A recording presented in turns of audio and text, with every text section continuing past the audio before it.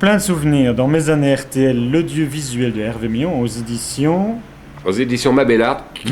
Mabellard. Qui sont nos éditions, puisque je fais ça tout moi-même. Oui. Et il y a un livre RTL qui vient de sortir, qui est un livre de photos et qui est bien aussi. Moi, je dis, ça s'appelle l'audiovisuel parce que j'ai toujours été odieux, paraît-il. C'est ce qu'on me dit. Je ne me trouve pas odieux, mais bon, c'est comme ça, c'est la vie. Hervé, est-ce que tu as quand même, je suis certain, des bons souvenirs de cette période? Finalement, je n'ai que des bons souvenirs. Je peux dire qu'il n'y a aucun mauvais souvenir dans... Un exemple. Le Prince Laurent. Alors, le Prince Laurent, oui. Alors, une fois, le Prince Laurent aimait bien mes émissions. Un jour, on déjeune ensemble, on parle télé, on parle de tout ça. Puis, il s'intéresse un peu à moi, un peu bizarrement. Donc, j'en suis un peu surpris. Mais je lui dis, votre honneur, votre majesté, votre tout ce que vous voulez, c'est bien. Et puis, finalement, il me dit, j'aime bien votre émission Balle au centre, elle me plaît bien, je la regarde tous les jeudis, je la regarde, elle est bien, cette émission. Et alors, est-ce que vous n'auriez pas le numéro de téléphone de Bérénice qui anime l'émission? Tu s'en foutais complètement de mon émission, c'était la nana, c'était Bérénice qui l'intéressait. Bon, un mauvais souvenir? Bon, maintenant, je ne vais pas raconter de moi. Je dis du mal de certaines personnes, mais c'est pas du mal que je dis. Je raconte les gens comme je les ai perçus à l'époque. De Wild était infect à l'époque où j'y étais. Ouais. Il a peut-être changé.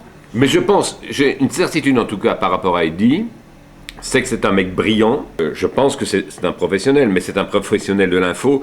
Et comme tous ces professionnels de l'info, ils bavent à un certain moment quand il y a deux tours qui tombent et qui bavent quand Julie et Mélissa sont enlevés parce que ça va leur faire de l'audience et que c'est des gens qui vivent pour faire de l'audience, Ils sont un peu opportunistes et arrivistes, quoi. Il faut pas avoir peur des mots, mais on est tous dans ce métier à la fois. C'est ça, est-ce que tu ne faisais pas la même chose? Mais absolument.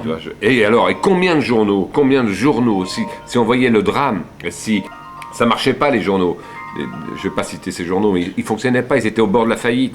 Le drame Julie Mélissa arrive, l'audience reprend parce que tout le monde est avide de savoir qui est du trou, ce drame, tout le monde est avide. Donc on achète les journaux et tous ces journaux perdurent et continuent à vivre grâce au drame de Julie et Mélissa. Donc je dis aux petites, elles ont sauvé la presse belge. Voilà ce que je dis.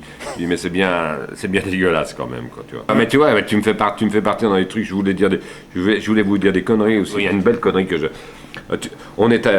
donc je présente la météo, on est en première saison de la création de la chaîne, RTL TV, et on reçoit une note de service, comme quoi on doit absolument vanter les programmes de deuxième partie de soirée parce qu'ils ne marchent pas.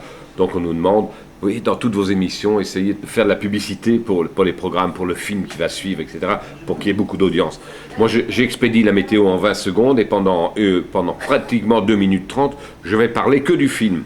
Et j'en parle, je t'en fais 50 kilos, le film est formidable. Voyez ce film, il ne faut absolument pas rater ce film. Et tu sais, quand on est dans le prisme de la caméra, on est seul face caméra, tu vois bien qu'il y a des gens sur le plateau qui bougent autour de toi, je me dis, tiens, je dois être un petit peu long, il faut que je ferme ma gueule maintenant. Et puis finalement, quand le rouge s'arrête, je me rends compte que je venais de parler pendant 2 minutes 30 du film qui allait être projeté à la RTBF le soir. Je m'étais gouré de chaîne, voilà. Donc tu vois, ça c'est des trucs, je m'épargne pas là-dedans. Puis je raconte plein de copains. Il y a les copains de la télé, il y a les copains, et puis il y a les copains individuels, il y a les copains artistes que j'ai rencontrés. Ça va de Lynn Renaud à Hugo Frey, en passant par Jean-Pierre Foucault, en passant par mes potes de Belgique, comme le restaurant où on est là. Donc je rends hommage à plein de gens qui ont été là et je rends hommage aussi à ma femme actuelle, Lamia, qui m'a tendu la main à l'époque où elle ne savait même pas qui j'étais et qui m'a traîné à m'en sortir. Et si c'est je suis pour ça qu'elle est restée, parce qu'elle ne savait pas que tu étais odieux. Elle ne connaissait pas ton. Bon, merci Hervé. De rien, je te dois combien? Un café peut-être? Peut-être le café. Le café, ouais, je vais payer le café.